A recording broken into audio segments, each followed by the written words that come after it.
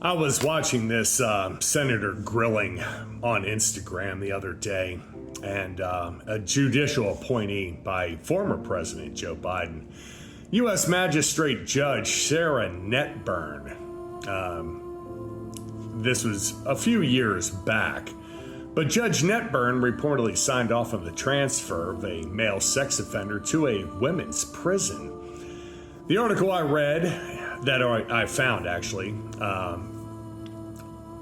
shows the case of William McLean, a convicted serial child rapist, who later identified as July Justine Shelby and began cross-sex hormone injections. McLean, who had a history of violating parole and was arrested for distributing child corn, requested a transfer to a women's prison.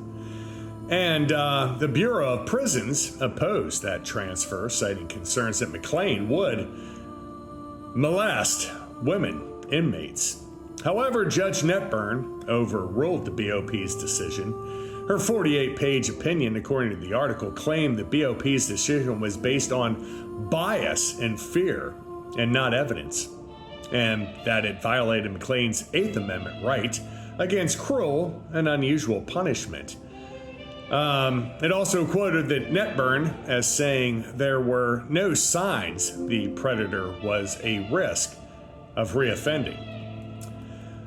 So, Senator John Kennedy, the Republican from Louisiana, and Ted Cruz from Texas questioned Judge Netburn. Kennedy asked if she had sent a male with a history of rape to a female prison, and she responded that she merely issued a report to the district judge recommending the transfer. She also stated that her recommendation was based on the petitioner's serious medical needs. Senator Cruz questioned her statements that McLean was entirely a female and that she confirmed that the individual had male genitalia.